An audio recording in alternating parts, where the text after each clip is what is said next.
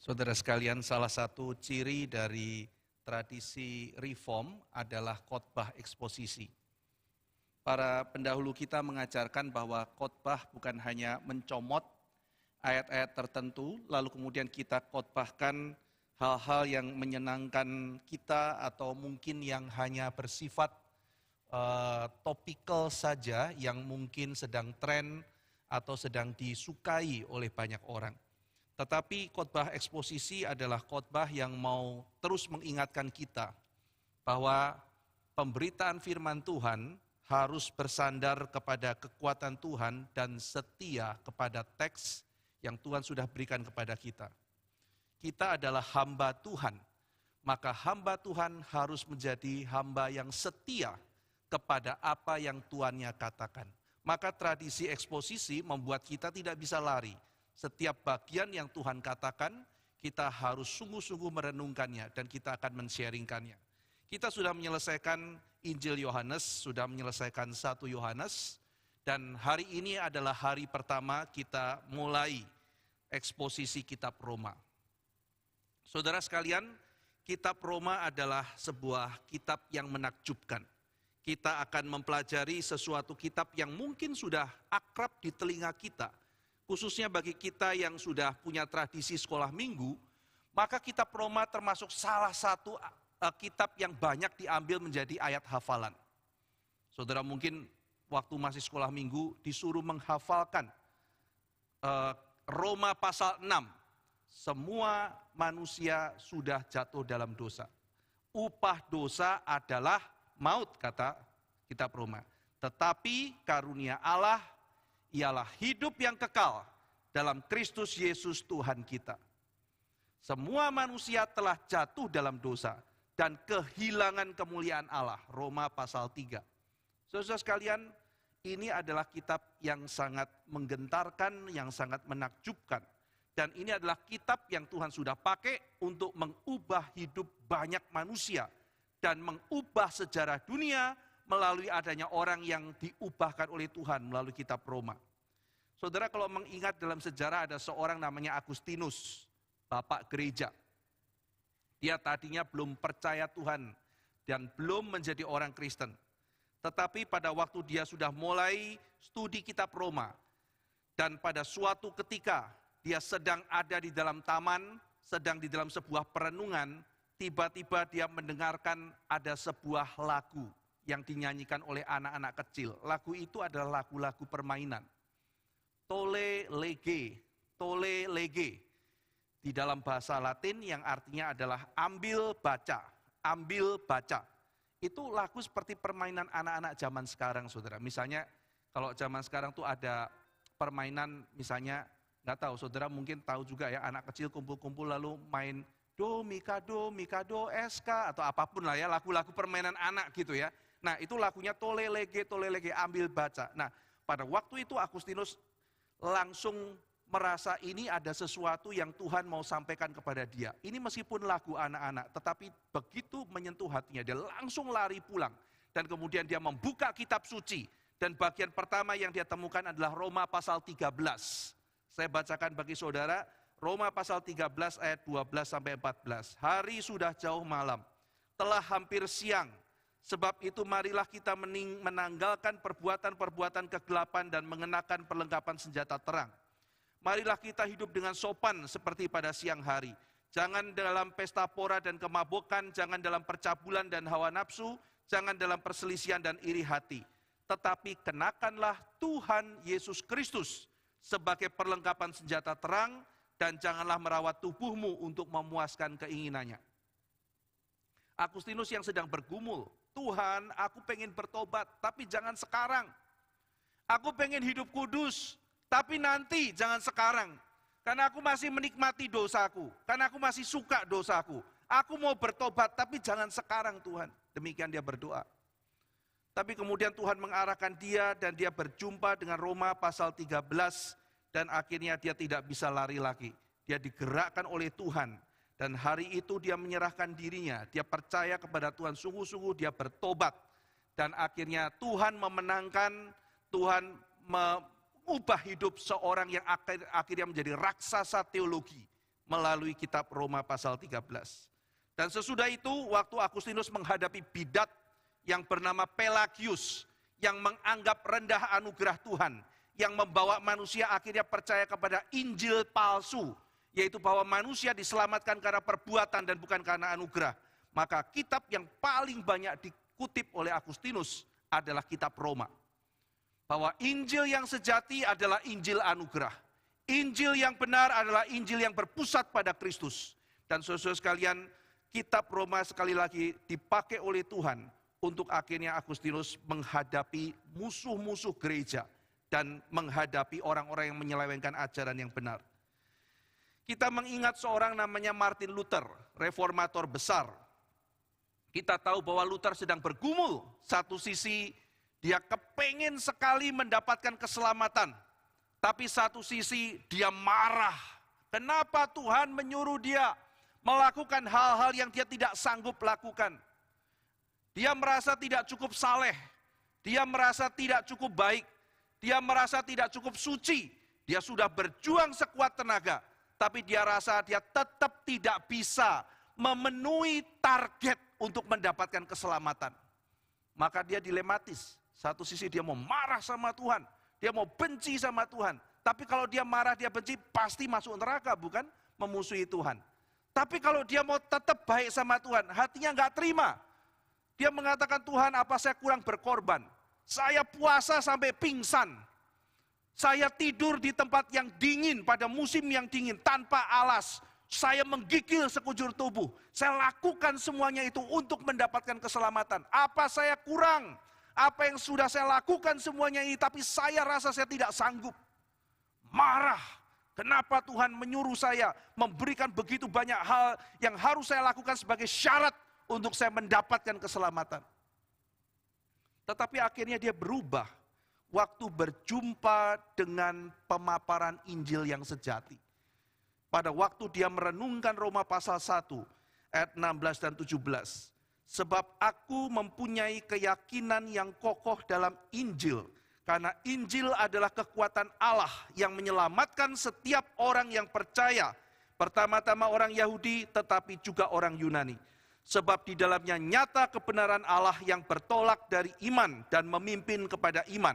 Seperti ada tertulis, orang benar akan hidup oleh iman. Disinilah Luther terkejut. Di sini dikatakan bahwa manusia bukan diselamatkan karena perbuatannya. Tetapi karena iman, orang benar akan hidup oleh iman. Bukan karena jasanya, bukan karena apa yang dia punya, tetapi karena iman. Nah, maka pengalaman perjumpaan dengan Roma pasal pertama mengubah hidupnya. Dia tidak lagi dikuasai oleh kemarahan. Dia tidak dikuasai lagi oleh dendam. Hatinya penuh dengan damai. Hatinya penuh dengan sejahtera. Dan dia sadar Allah yang ia sembah bukan Allah yang jahat. Allah yang ia sembah bukan Allah yang kejam. Allah yang ia sembah justru adalah Allah yang begitu penuh dengan cinta kasih. Itulah Injil yang sejati. Itulah Injil yang benar yang dinyatakan di dalam kitab suci. Saudara, kitab Roma mengubah bukan hanya Luther. Kitab Roma akhirnya dipakai oleh Tuhan mendatangkan kebangunan besar di Eropa. Gerakan reformasi mulai muncul, maka mulailah orang perhatian kepada begitu banyak hal. Pendidikan mulai digalakkan, orang mulai peduli kepada keluarga. Terjadi perubahan dalam hal politik, semua menjadi jauh lebih baik. Ekonomi mulai meningkat dan semua hal-hal yang baik muncul dari gerakan reformasi.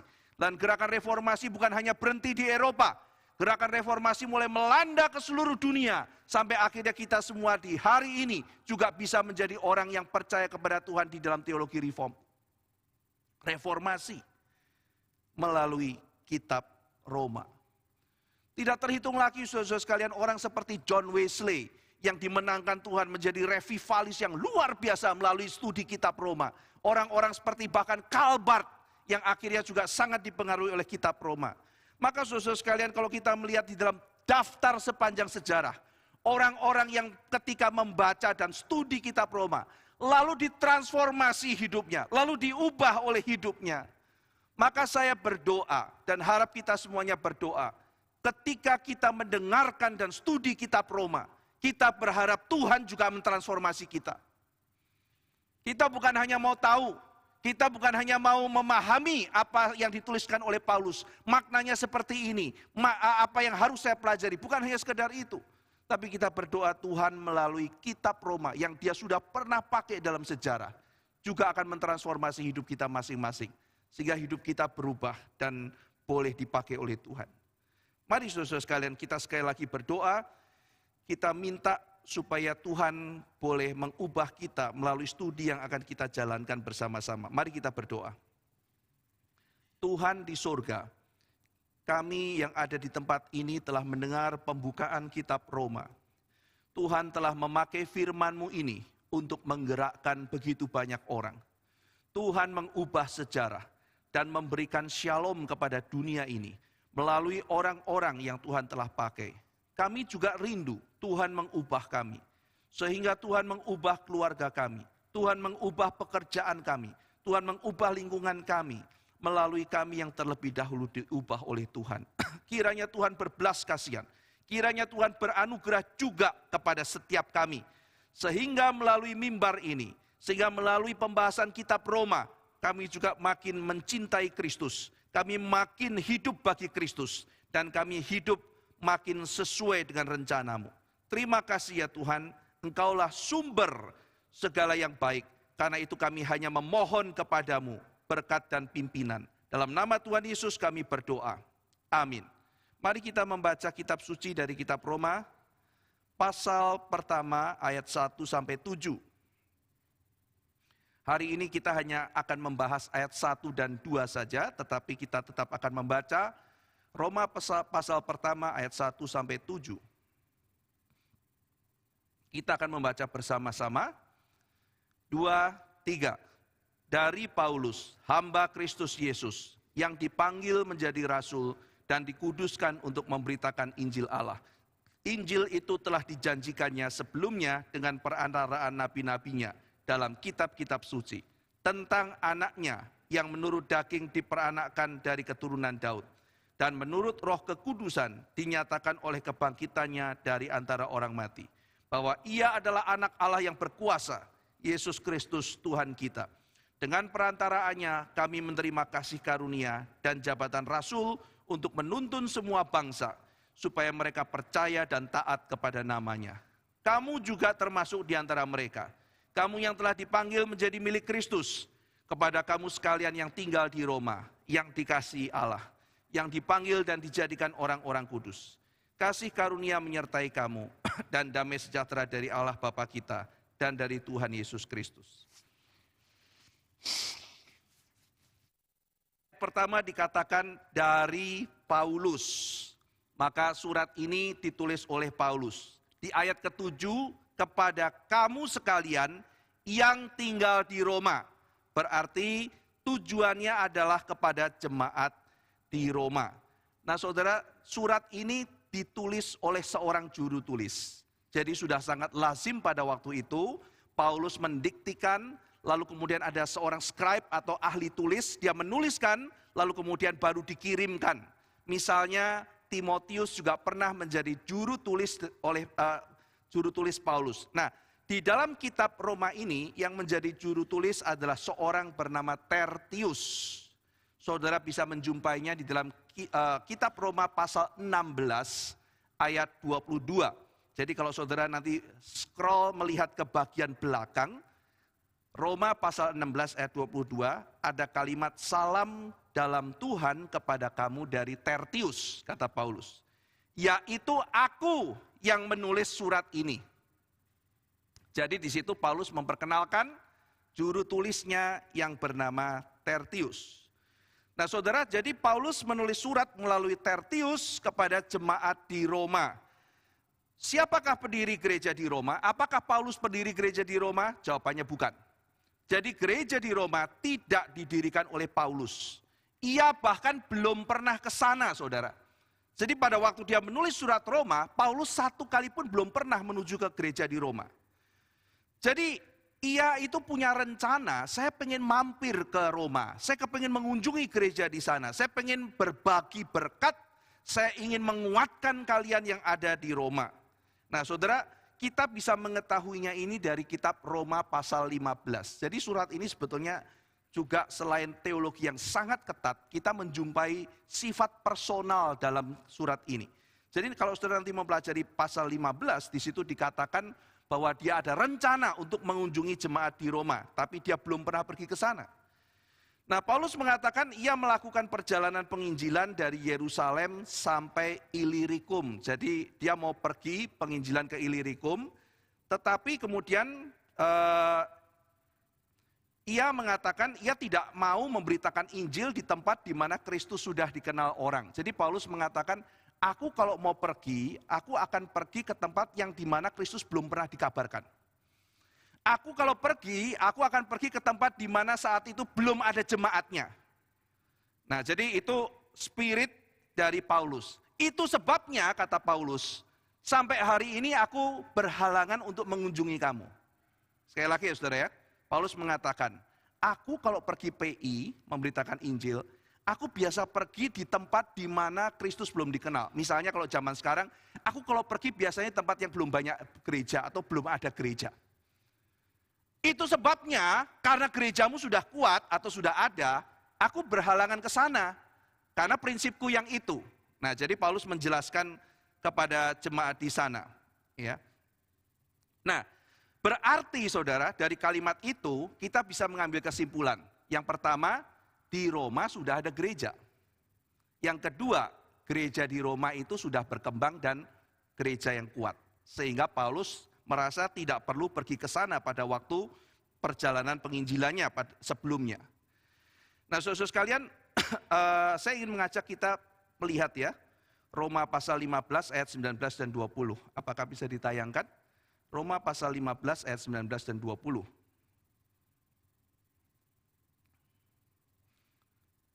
Saya akan membacakan buat saudara. Oleh kuasa tanda-tanda dan mujizat-mujizat dan oleh kuasa roh, demikianlah dalam perjalanan keliling dari Yerusalem sampai ke Ilirikum, aku telah memberitakan sepenuhnya Injil Kristus. Dan dalam pemberitaan itu, aku menganggap sebagai kehormatanku bahwa aku tidak melakukannya di tempat-tempat di mana nama Kristus telah dikenal orang, supaya aku jangan membangun di atas dasar yang telah diletakkan orang lain. Jadi Paulus merasa dia dipimpin Tuhan pergi ke tempat di mana belum ada gereja. Sehingga dia merasa dipimpin Tuhan, dia tidak membangun di tempat yang sudah ada orang lain yang membangun. Maka dia mengatakan minta maaf sampai sekarang berhalangan pergi ke Roma. Nah, jadi kalau begitu, siapa yang mendirikan jemaat di Roma?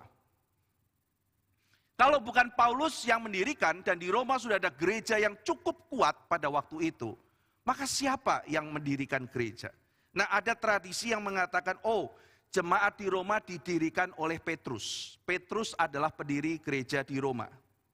Nah, saudara sekalian, tetapi para sarjana Protestan meragukan kebenaran tradisi tersebut. Apakah Petrus pendiri gereja di Roma? Itu berupa tradisi tetapi belum bisa dibuktikan. Nah, kalau tradisi yang mengatakan bahwa Petrus dan Paulus pernah tinggal di Roma, itu gampang dibuktikan. Misalnya Alkitab sendiri mengatakan Paulus memang akhirnya berkunjung ke Roma. Misalnya bagian akhir Kisah Para Rasul. Petrus tinggal di Roma, itu pun lebih gampang dibuktikan. Tradisi yang mengatakan baik Petrus maupun Paulus itu mati di Roma, itu bisa dibuktikan. Tetapi pendiri gereja di Roma apakah Petrus? Nah, di situ simpang siur, ada banyak perdebatan dan pada umumnya para sarjana Protestan tidak menyetujui tradisi bahwa Petrus adalah pendiri gereja di Roma. Kita sebut saja memang sudah ada gereja di Roma. Entah siapa yang mendirikan, entah siapa yang Tuhan pakai, tetapi sudah ada gereja di Roma. Nah, saudara, salah satu alasan kenapa bukan Petrus pendiri gereja di Roma, kita tadi sudah lihat sifat Paulus. Aku tidak akan mendirikan di tempat di mana orang sudah dirikan. Aku dipanggil Tuhan mendirikan di tempat di mana Kristus belum dikenal.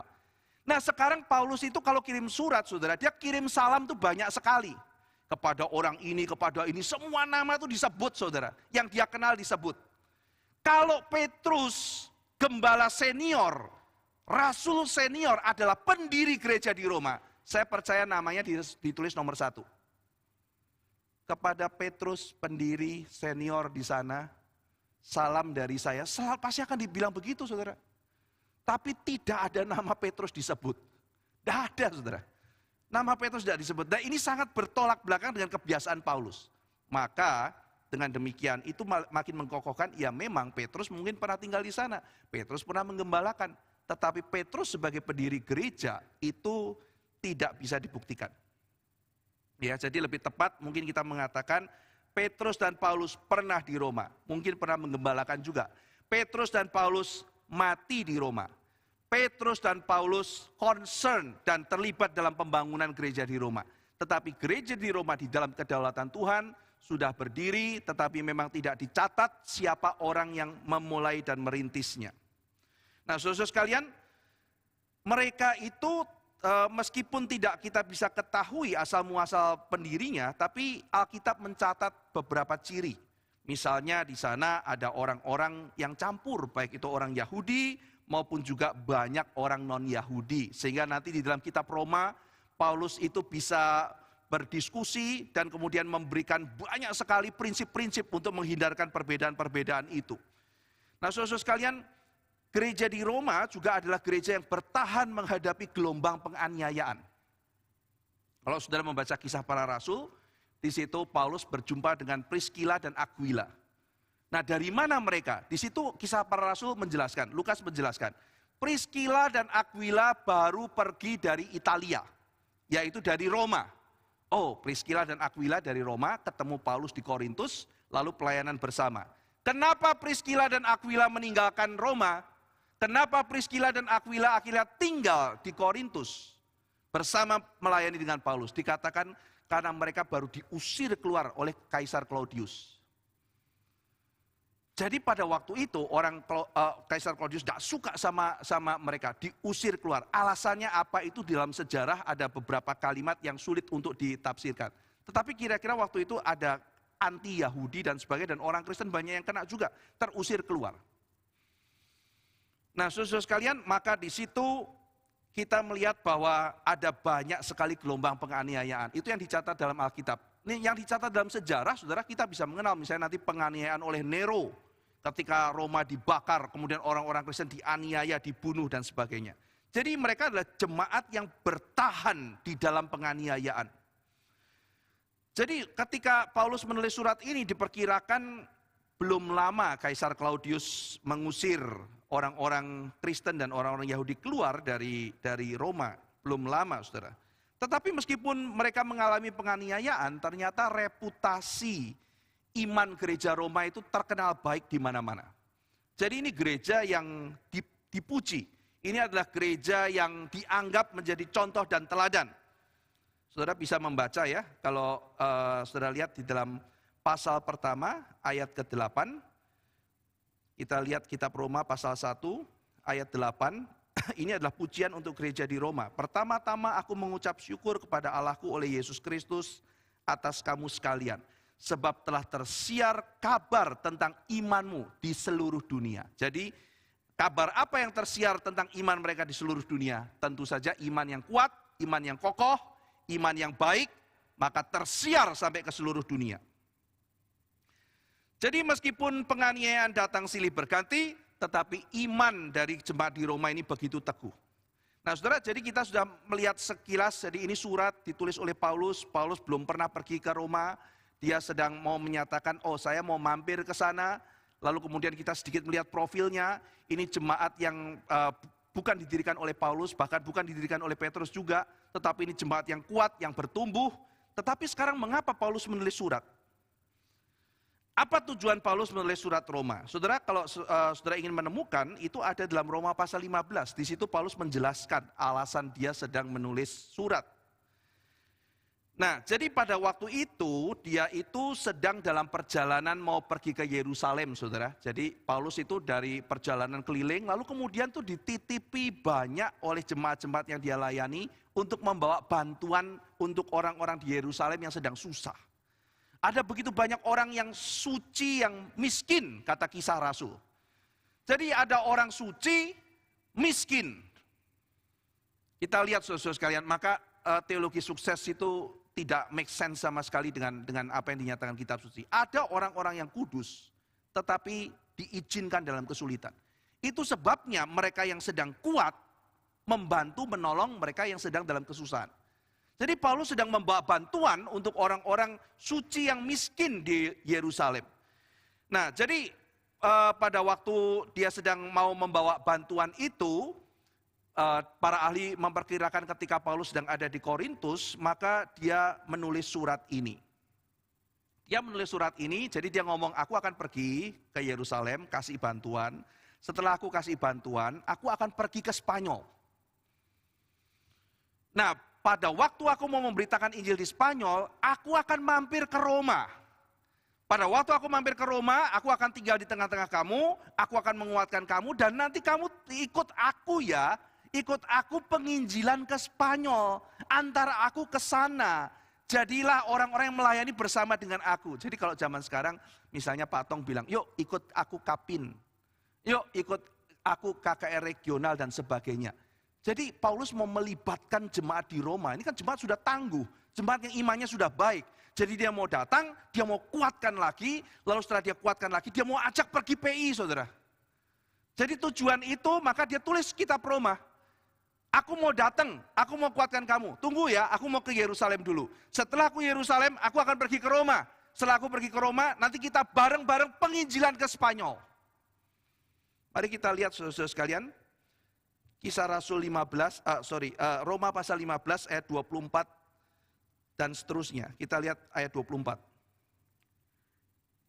Roma pasal 15 ayat 24. Saya akan bacakan buat saudara ayat 24 sampai 27.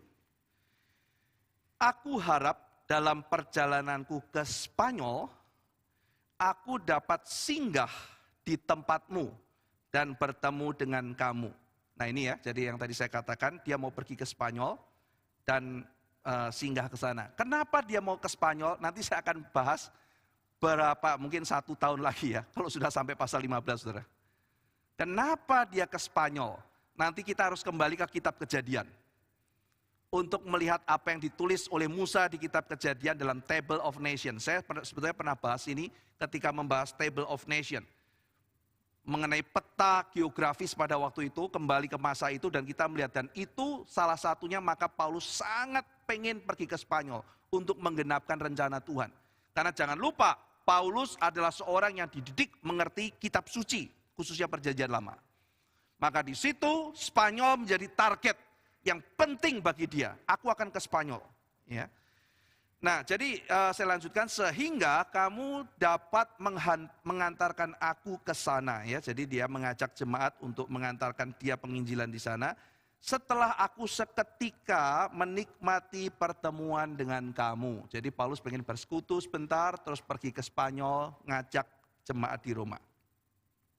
Tetapi sekarang aku sedang dalam perjalanan ke Yerusalem untuk mengantarkan bantuan kepada orang-orang kudus. Dia dititipi, saudara, dikatakan di situ ada jemaat kayak Tesalonika, itu memberi bahkan lebih dari kemampuan mereka, dikatakan. Jadi ketika Paulus sharing kondisi Yerusalem, mereka tuh begitu bersuka cita, mereka begitu penuh dengan kerinduan ingin meringankan beban jemaat di Yerusalem. Jadi banyak yang titip kepada Paulus. Saya akan bacakan ayat 26. Sebab Makedonia dan Akaya telah mengambil keputusan untuk menyumbangkan sesuatu kepada orang-orang miskin di antara orang-orang kudus di Yerusalem. Perhatikan alasan Paulus, saudara ya. Keputusan itu memang telah mereka ambil, tetapi itu adalah kewajiban mereka. Sebab jika bangsa-bangsa lain telah beroleh bagian dalam harta rohani orang Yahudi, maka wajiblah juga bangsa-bangsa lain itu melayani orang Yahudi dengan harta duniawi mereka. Saya pikir alasannya ya. Ini Paulus, ini mental yang Pak Tong selalu ajarkan pada kita loh, saudara. Selalu jangan take it for granted. Selalu ingat, saudara dulu pernah terima Tuhan dari siapa? Saudara mengenal Tuhan dari siapa? Dari orang tua saudara kah? Sekarang mungkin mereka butuh pertolongan. Mungkin saudara pernah mendengarkan dari guru SD saudara, mungkin dia sedang dalam kesulitan. Jangan terus take it for granted. Yang penting kamu memang harus seperti anak bilang sama orang tua, memang kamu sudah sepatutnya ngajar aku. Paulus gak demikian loh saudara. Aku udah terima berkat rohani dari kamu. Nah kok mereka sekarang yang telah memberikan harta rohani kepada aku sekarang dalam kesulitan. Aku sekarang mau berbagian pada mereka. Bukankah sudah menjadi kewajiban kami? Ini hatinya lain sekali saudara. Lain sekali. Banyak orang saudara dulu ada guru TK. Ngajarkan mereka, kenalkan guru sekolah minggu zaman dulu, ajarkan firman Tuhan sama mereka. Sekarang mereka sudah tua, sedang sakit-sakit, sedang kesulitan. Ya memang sudah sepatutnya kamu mengajar aku demikian. Paulus mengajarkan tidak demikian. Sudah wajib loh, kita itu sudah menerima kekayaan rohani mereka. Sekarang mereka sedang dalam kesulitan. Mereka sedang di dalam kelaparan. Bukankah sudah kewajiban kita untuk berbagian pada mereka? Mumpung lagi momen sinca, saudara ya. Ingat saudara, ingat orang lebih tua, ingat orang-orang yang pernah dipakai Tuhan menaburkan benih rohani kepada hidup kita. Apabila aku telah menunaikan tugas itu dan sudah menyerahkan hasil usaha bangsa-bangsa lain itu kepada mereka, aku akan berangkat ke Spanyol melalui kota kamu. Nah ini alasannya saudara ya.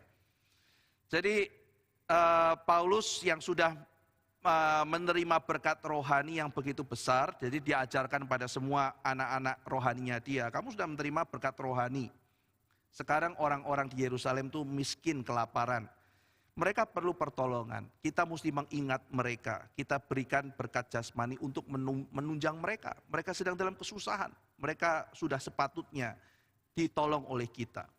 Nah saudara, Pak Tong pernah mengajarkan ya, ketika dia refleksi bagian ini, dia ingatkan pada para hamba Tuhan, coba lihat mentalnya Paulus, kata Pak Tong itu ya.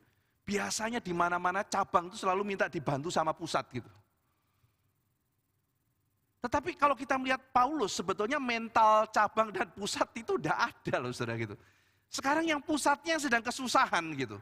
Saudara tahu kan kasus di Kisah Para Rasul ya. Di situ ada begitu banyak janda. Kan dulu mereka dipelihara oleh Bait Allah saudara ya. Dan Bait Allah itu kan keuangan sangat kuat. Tiba-tiba mereka jadi Kristen. Nah setelah jadi Kristen saudara, mereka tidak lagi mendapatkan dukungan dari Bait Allah. Saudara bisa bayangkan begitu banyak ribuan orang-orang janda, orang miskin dan sebagainya. Sekarang karena nggak dipelihara oleh Bait Allah. Siapa yang pelihara mereka? Orang-orang Kristen masih belum begitu banyak waktu itu. Dan belum banyak punya kekuatan ekonomi. Sehingga akhirnya mereka harus pelihara begitu banyak. Waduh, keuangan dari mana? Maka disitulah Paulus membawa bala bantuan.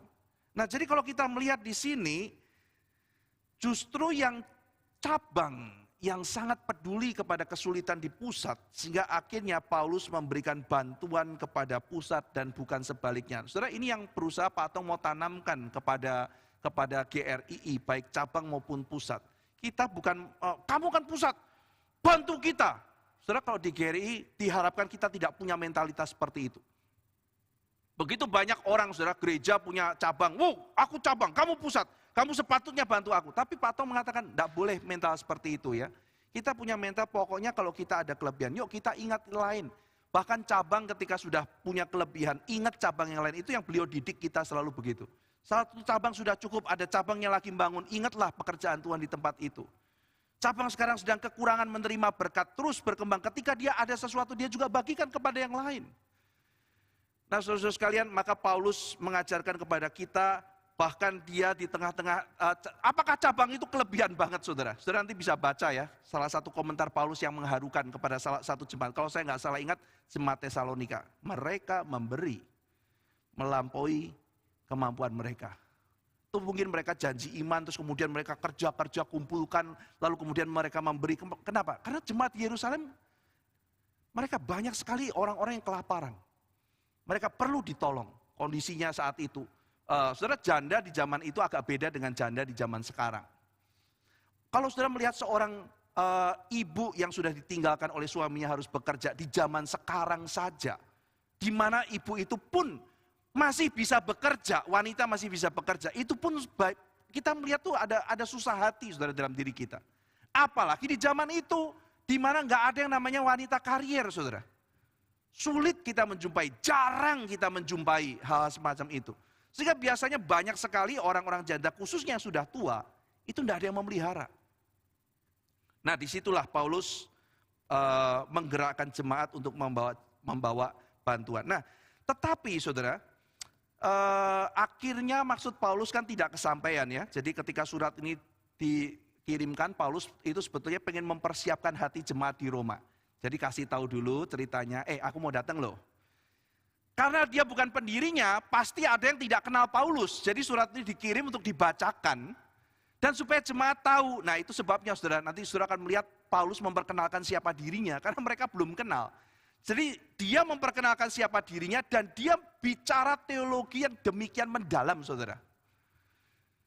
Dia mau kasih tahu ini saya Paulus dan saya bagian dari engkau, ini teologi saya teologi yang ortodoks. Ini yang sesuai dengan firman Tuhan dan saya memperkenalkan diri saya sebagai Rasul Paulus. Dia memperkenalkan dirinya saudara. Mereka diharapkan siap menyambut kedatangan Paulus karena Paulus belum pernah ke Roma. Dan itu sebabnya surat ini menjadi semacam perkenalan Paulus. Mereka boleh mengenal Paulus, boleh mengenal teologinya. Nah, pertanyaannya kalau Paulus belum pernah ke sana, kenapa surat ini juga banyak sekali mengadres saudara pergumulan, seolah-olah Paulus sudah sering ke sana gitu. Pergumulan-pergumulan yang muncul di Roma itu diadres oleh Paulus. Relasi dengan negara misalnya nanti pasal 13. Lalu kemudian relasi antara orang Yahudi dan non-Yahudi, nanti akan dibahas di pasal-pasal 3 dan seterusnya. Kenapa Paulus seolah-olah tahu kondisi di Roma? Ya tentu saja tahu saudara, karena Paulus berteman dengan Priscilla dan Aquila yang tadi saya sudah jelaskan. Priscilla dan Aquila diusir dari Roma, lalu kemudian melayani bersama dengan Paulus di Korintus. Tentu saja Paulus pasti banyak interaksi. Dan dari Priscilla, Aquila mungkin memberitakan begitu banyak hal mengenai jemaat di Roma. Yang kedua, nanti kalau saudara membaca pasal 16, ternyata banyak teman Paulus di Roma. Salam buat ini, buat ini, buat ini, buat ini, banyak sekali kenalannya di Roma. Jadi tampaknya ada banyak orang yang dimenangkan oleh Paulus, kemudian pergi ke Roma dan melayani di sana. Nah itu sebabnya mungkin mereka berkirim surat dan Paulus mengetahui kondisi jemaat di sana. Ya, sehingga dengan demikian, Paulus bisa menulis satu surat yang sedemikian tajam, tetapi juga sedemikian personal, seperti seolah-olah Paulus menjadi bapak dari orang-orang yang ada di Roma. Nah, saudara-saudara sekalian, kitab Roma itu ada kemiripan juga dengan misalnya kitab Korintus ya. Paulus tuh pernah membuka dirinya. Saudara, kalau nggak ada Roma dan Korintus, kita nggak tahu benar-benar Paulus tuh figurnya seperti apa gitu. Saudara kalau membaca Korintus kan tahu dia pernah kapal karam, dia pernah dicambuk, dia pernah begini, dia pernah dipukulin, dia pernah diseret, dia pernah, kita tahu semua saudara. Paulus tuh kayak begini melayani Tuhan. Nah kitab Roma juga demikian, Roma pasal 7 misalnya, melalui pergumulan dengan dosa di dalam diri, kita membaca itu saudara. Demikian personal gitu. Dan akhirnya kita tahu seperti apa Paulus dan pergumulannya. Maka kita melihat saudara ya, ada pengkhotbah-pengkhotbah di dalam tradisi reform ini yang khotbahnya 100% saudara itu menjelaskan kitab suci dan tidak pernah ada singgungan pribadi sama sekali mengenai kehidupannya, perspektifnya dan sebagainya. Itu ada. Saudara kalau baca Jonathan Edwards dan sebagainya, sama sekali saudara tidak akan menjumpai kehidupan pribadinya sama sekali gitu. Betul-betul dia mau eksposisi, dia gali 100% gitu. Tetapi ada juga saudara pengkhotbah mungkin ya yang kalau saudara dengar itu please lah Pak gitu ya. Ini kebanyakan tentang kamu gitu. Sama sekali kok lupa teksnya gitu ya. Sama sekali gak ada teksnya gitu. Dia sibuk mengenai anaknya bagaimana, dia sibuk mengenai mungkin datang kondangan, cerita, mengenai mungkin dia pelihara anjing atau apapun gitu loh ya. Semua please deh Pak gitu ya. Ayolah bicara mengenai firman Tuhan. Jadi kita melihat ada kontras yang sangat berbeda gitu ya. Yang satu cerita pengalamannya, yang satu sama sekali nggak pernah. Tetapi mungkin saudara kita bisa sama-sama belajar dari Paulus ya. Keseimbangan yang sangat indah. Penekanannya kepada firman Tuhan, penekanannya kepada 100%. Kepada fokus utamanya adalah firman Tuhan, tetapi dia juga membuka dirinya supaya orang itu bisa mengenal siapa dia. Ya, Paulus yang karena saudara, kita tidak bisa mempelajari berita seseorang tanpa kita mengenal siapa yang memberitakan beritanya. Dia memberikan kesempatan untuk jemaat juga mengenal dia. Dia membuka pintu itu, nih loh, aku Paulus yang memberitakan itu kayak begini. kamu bisa tahu sih. Saudara kalau baca kitab Kolose kan tahu, ternyata dia pelayanannya tuh modelnya kayak gimana. Dia melayani Tuhan tuh sampai dari pagi sampai malam, sampai habis-habisan. Kayak orang gulat katanya. Aku tuh melayani Tuhan kayak orang wah itu kita bisa lihat, oh ini loh jiwanya Paulus. Ini loh hatinya untuk Tuhan. Dia tuh kayak orang yang kasmaran begitu mengasihi Kristus. Dan dia mau lakukan apapun untuk memuliakan nama Tuhan. Dia memberi kesempatan kita untuk masuk ke dalam relung hatinya. Apa yang dia pikirkan, apa yang menjadi hasrat terdalam-dalam dirinya, bagaimana dia melayani Kristus, dibukakan pada kita, saudara. Sehingga akhirnya kita bisa mengenal Tuhan lebih baik lewat firman yang disampaikan, dan juga lewat kehidupan dari seorang pemberita firman. Satu keseimbangan yang sangat baik. Jadi kitab Roma adalah studi yang sangat baik, saudara. Kita bisa mengenal baik firman Tuhan maupun Paulus yang memberitakan firman Tuhan. Nah saudara, ternyata rencana Paulus kan tidak terjadi ya. Aku mau ke Yerusalem, habis itu aku mau ke Spanyol, mampir ke tempatmu. Nggak kejadian saudara, kenapa? Karena kita sudah membacakan, waktu dia masuk ke dalam Yerusalem, langsung ditangkap kan. Jadi rencananya batal kan.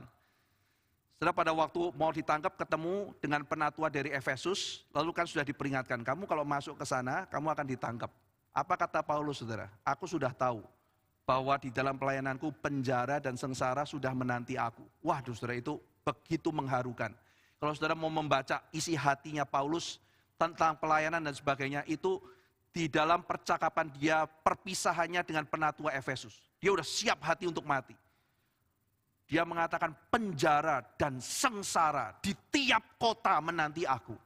Itu yang dia ekspektasi saudara. Bukan dipuji, dikasih hotel bintang 5, lalu kemudian di itu, enggak saudara. Aku pokoknya kalau ke tiap kota, penjara sengsara, sudah itu yang menanti aku. Dan Paulus mengatakan, aku dalam pelayanan tidak menginginkan sedikit pun pakaian dari kamu, emas perak dari kamu, apapun aku tidak inginkan. Kecuali satu, memuliakan Kristus. Paulus membuka dirinya dan wah ini loh, ini hati melayani Tuhan harus seperti ini. Aku tidak ingin apapun dari kalian, emasmu, perakmu, apapun aku tidak mau. Aku cuma mau memuliakan Kristus dan aku tahu penjara dan sengsara menanti aku dari kota ke kota. Dan benar saudara-saudara sekalian, Paulus ditangkap pada waktu itu, Tuhan juga sudah kasih tahu Paulus bahwa dia akan ditangkap. Dan akhirnya dia juga ke Roma, tapi bukan pakai caranya dia, pakai cara Tuhan saudara. Dia akhirnya ke Roma saudara, pakai cara apa? Naik banding sama kaisar kan? Dia ditangkap, diadili, lalu naik banding karena dia warga negara Roma, maka dia diajak boleh naik banding kepada kaisar. Maka penutupan Kisah Rasul dicatat bahwa dia tinggal di sana selama 2 tahun dan dikelilingi oleh teman-teman terdekatnya, di mana mungkin dia kirim salam di pasal 16 kitab Roma. Ketemu juga. Dan berdasarkan tradisi, Paulus juga berkesempatan memberitakan Injil ke Spanyol. Nah, saudara sekalian, jadi ini adalah latar belakang kenapa Paulus menulis surat ini. Dan akhirnya betul-betul kejadian berjumpa dengan orang-orang Roma. Apakah orang-orang Roma juga ikut penginjilan ke Spanyol? Kita tidak tahu. Tapi yang pasti adalah Paulus akhirnya sampai ke Roma dan bercengkrama dengan mereka. Nah, saudara sekalian, mari kita perhatikan ayat pertama. Kita akan membahas ayat pertama dan kedua hari ini. Di sini dikatakan dari Paulus. Bagaimana dia memperkenalkan diri? Yang pertama, Paulus memperkenalkan dirinya sebagai doulos, sebagai hamba. Aku ini budak, aku ini hamba Kristus Yesus. Yang kedua, yang dipanggil menjadi apostolos, menjadi rasul. Jadi yang pertama, dia menyatakan dirinya sebagai hamba atau doulos. Yang kedua, dia menyatakan dirinya sebagai rasul, apostolos. Maka pada waktu ditanya, waktu menyatakan identitas, Paulus tidak mulai dengan mengatakan dari Paulus, profesor teologi, doktor di dalam ini, murid Gamaliel. Tidak mengatakan begitu, saudara. Yang paling prestise sama sekali nggak dibahas. Saudara, zaman itu kalau orang sudah sebut murid Gamaliel, itu prestise tinggi. Oh, saya lulusan universitas ini, doktor di bidang ini, profesor di bidang ini, itu sangat bergengsi. Tapi Paulus tidak mulai dari itu, saudara. Aku Paulus, hamba Kristus Yesus, rasul. Nah, jadi ini dua identitas yang dia mau nyatakan. Yang pertama adalah dia menekankan servanthood, saudara. Dia itu menekankan penata layanan, jiwa yang mau meneladani Kristus, yang meneladani Yohanes Pembaptis, Servanthood sebagai identity. Aku ini pelayan. Dan biarlah itu boleh melekat pada kita, saya sebagai pendeta, para penatua, diaken, semua jemaat sekalian. Saya ini pelayan Kristus. Saya ini hamba Kristus. Servanthood itu identity kita. Kita dipanggil untuk melayani seperti Kristus melayani. Tidak peduli siapa kita, tidak peduli berapa tinggi yang kita capai, hidup kita adalah hidup untuk melayani Tuhan. Itu adalah identitas kita, saudara-saudara sekalian.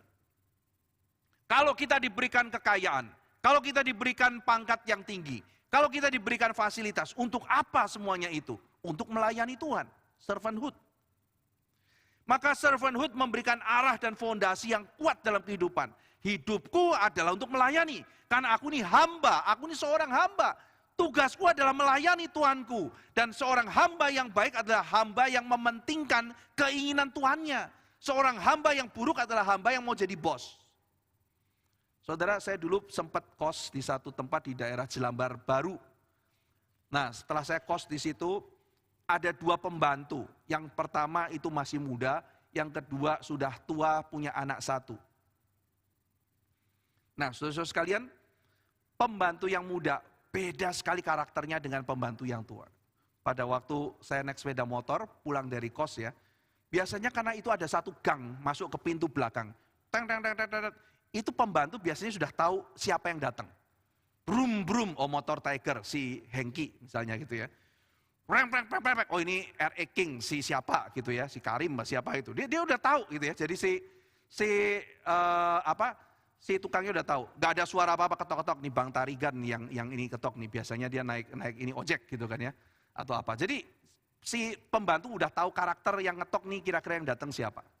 Nah tapi beda karakter saudara, jadi kalau saya masuk lewat gang itu ya, gitu kan, wah ini si Ivan datang. Pembantu yang muda langsung lari saudara. Lari kemana? Lari pura-pura tidur atau kemana? Supaya tidak usah membukakan pintu. Nggak usah dibukain, saya juga ada kunci gitu. Tapi lucunya pembantu yang sudah tua ini selalu lari membukakan pintu bagi siapapun yang masuk. Saudara kalau jadi misalnya disuruh pas lebaran gitu ya, kita mau kasih bonus. Siapa yang mau saudara kasih bonus?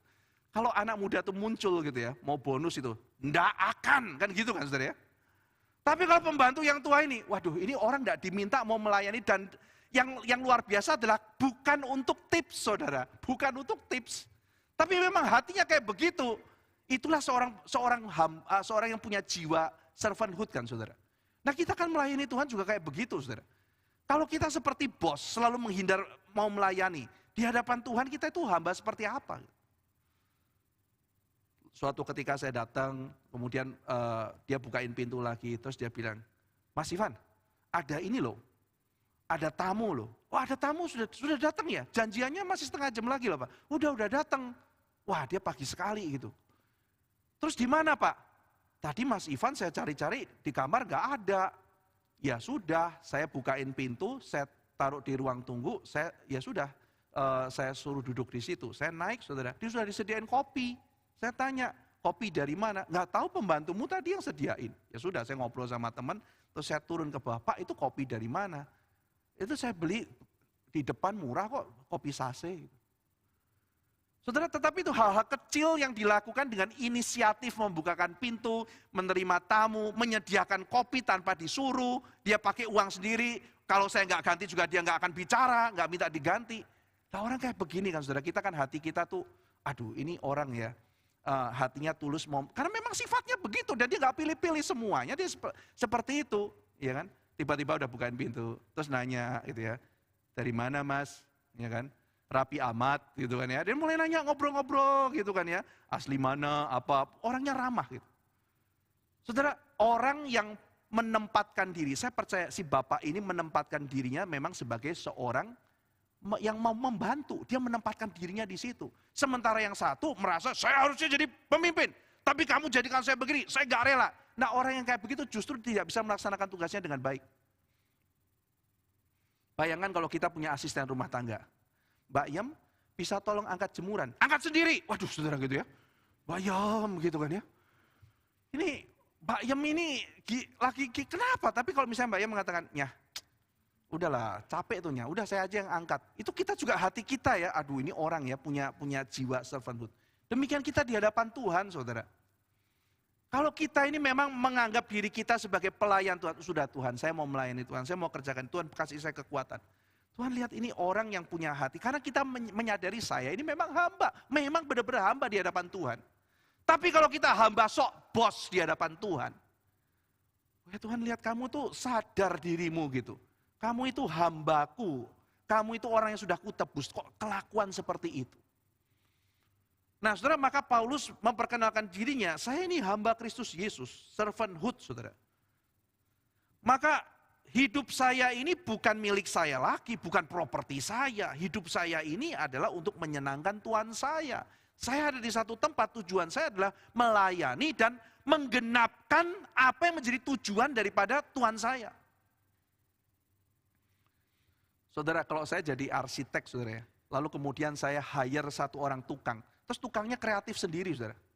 Terus kita datang, loh kok jendelanya enggak ada? Saya rasa nanti Tuhan masuk angin, saya hilangin semua jendela, matilah saya gitu ya.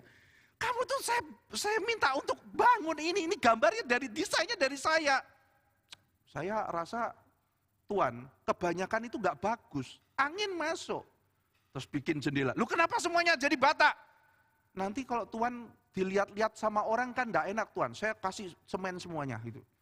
Jadi jendela tutup semua. Saya maunya konsepnya terbuka. Jangan Tuhan nanti diintip orang. Waduh gitu ya. Ini orang mau sok pinter tapi arsiteknya siapa begitu kan. Kamu itu menolong saya, ini loh ini gambar saya ini dijadikan. Sama seperti kalau kita ikut Tuhan. Tuhan punya rencana. Atas kita berikan hidup kita pada Tuhan. Tuhan tidak mematikan semua kapasitas kita. Tapi kita ini hamba saudara. Dan tujuan kita menyenangkan Tuhan kita.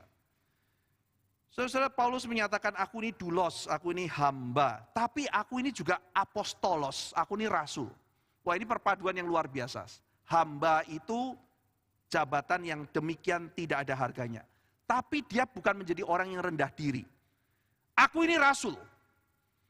Maka karena dia rasul, dia punya otoritas, dia punya jabatan dari Tuhan. Tuhan menjadikan dia hamba sekaligus adalah seorang apostolos. Nah apostolos bisa dipahami sebagai fungsi, misalnya missionary, itu fungsi. Tetapi apostolos di dalam pengertian ini adalah apostolos sebagai jabatan, aku ini rasul. Maka Paulus itu punya otoritas, dia harus didengar. Apostolos itu artinya yang diutus saudara, seperti malak dalam bahasa Ibrani. Nah jadi ketika Paulus menyatakan aku ini hamba, tapi aku ini rasul, artinya adalah gereja di Roma, kamu harus mendengarkan saya berbicara. Karena saya adalah rasul Tuhan dan saya punya otoritas untuk mengajar engkau. Satu sisi dia menyadari bahwa dia itu adalah hamba Tuhan. Satu sisi dia punya otoritas. Maka Paulus menjadi contoh bagaimana orang punya otoritas tapi menjalankannya dengan hati seorang hamba. Ada orang yang punya otoritas menjalankannya dengan otoritarian. Dengan akhirnya otoriter. Tetapi orang yang punya otoritas menjalankannya dengan tidak semena-mena. Tapi dengan kerendahan hati sebagai seorang hamba. Dia adalah seorang hamba, tetapi juga seorang rasul. Dan dikuduskan, kata Paulus, untuk memberitakan Injil Allah. Kata dikuduskan, aku rasul, aku dikuduskan. Dikuduskan itu saudara, kata yang dipakai dalam bahasa Yunani. Itu mirip dengan kata Farisi. Paulus kan memang orang Farisi. Aku ini dikuduskan. Kata Farisi itu artinya yang dipisah. Jadi kudus itu ada dua arti saudara. Yang pertama kudus itu bersih. Yang kedua kudus itu dikhususkan atau dipisahkan. Nah ketika Paulus mengatakan aku ini dikuduskan untuk memberitakan Injil Allah. Maksudnya dia itu dispesialkan oleh Allah. Dikelompokkan untuk memberitakan Injil Allah. Jadi kalau raja berkenan pada seseorang, ia akan mengkhususkan orang tersebut untuk melakukan tugas tertentu. Ia dipisah, ia tidak dicampur untuk melakukan pekerjaan yang khusus. Maka Paulus dipisahkan untuk memberitakan Injil Allah. Orang Kristen juga demikian saudara, kita dikuduskan. Kita adalah kaum yang dipisahkan dari dunia ini untuk menjadi kesukaan Allah. Dan kita dikhususkan untuk masuk menggarami dunia ini. Dan Paulus mengatakan, aku dikhususkan untuk punya tugas khusus. Apa tugas khusus dari Tuhan buat dia? Memberitakan Injil Allah. Injil Allah. Dalam kitab Galatia dikatakan, aku itu dipilih oleh Allah dari kandungan. Ini mirip Yeremia, saudara. Yeremia mengatakan, aku sudah dikenal oleh Allah dari kandungan. Dari dalam kandungan Tuhan sudah memberikan kepadaku sebuah panggilan untuk memberitakan firman Tuhan kepada bangsa-bangsa. Paulus juga demikian. Aku dari dalam kandungan, dalam kitab Galatia, sudah dipilih oleh Tuhan untuk memberitakan Injil kepada seluruh bangsa. Saya diutus, dan utusan itu adalah utusan yang dari Tuhan, bukan diutus pendeta. Aku mau PI, waduh, aku disuruh terus sama pendeta, rasa guilty feeling. Lalu aku pergi PI, itu bukan utusan manusia, saudara. Saudara diutus oleh Tuhan. Paulus menjelaskan, Tuhan yang utus saya. Dari dalam kandungan aku sudah ditentukan oleh Tuhan, aku akan dipanggil untuk memberitakan Injil Allah bagi bangsa-bangsa. Pengutusan itu dari Tuhan, bukan dari manusia, saudara.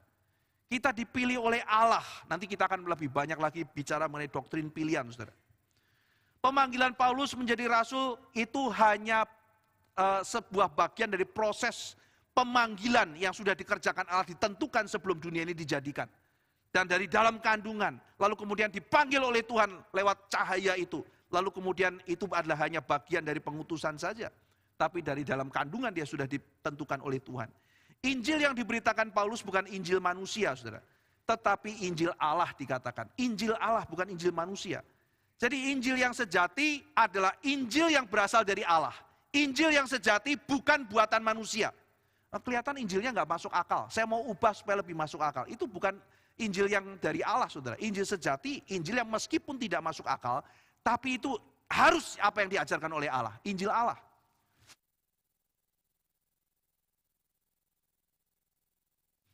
Bagaimana saya bisa selamat karena percaya Tuhan Yesus Kristus? Gak masuk akal.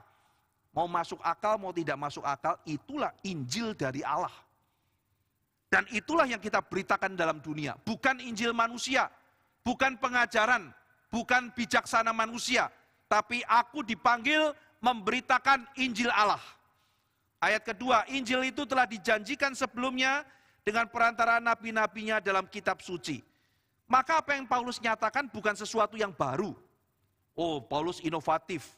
Dia memberitakan sebuah ajaran yang hebat, yang baru, yang belum pernah ada sesungguhnya sebelumnya. Paulus mengatakan enggak.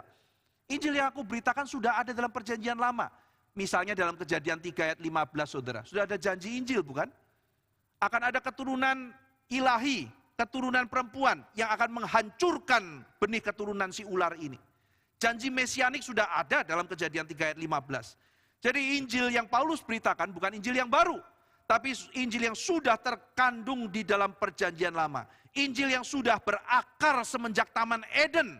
Bahwa Tuhan akan menjanjikan Mesias yang menghancurkan keturunan ular. Saudara sekalian, maka berita Injil yang disampaikan Paulus adalah berita pemenuhan janji Allah. Allah yang tidak pernah lupa akan janjinya. Kita mungkin lupa akan janji kita, tapi Tuhan tidak pernah lupa akan janjinya. Saudara sekalian, Injil yang sejati, Injil yang dari Allah, Injil yang sudah terkandung di dalam perjanjian lama. Kita di dalam minggu-minggu akan datang akan mempelajari Injil apa itu. Bagaimana Injil itu harus kita mengerti, harus kita beritakan. Maka kitab Roma adalah salah satu kitab yang paling clear dan paling detail membahas mengenai Injil sejati, Injil anugerah, Injil keselamatan, Injil Kristus Yesus. Saudara sekalian, sampai di sini pemberitaan pada hari ini, dan kiranya minggu-minggu akan datang, kita akan terus mendalami berita Injil yang akan disampaikan oleh Tuhan melalui kitab Roma. Mari kita berdoa. Bapa dalam surga, kami bersyukur untuk Paulus yang memberitakan Injil melalui kitab Roma. Injil yang bukan berasal dari manusia, tetapi Injil dari Allah yang sudah terkandung di dalam perjanjian lama.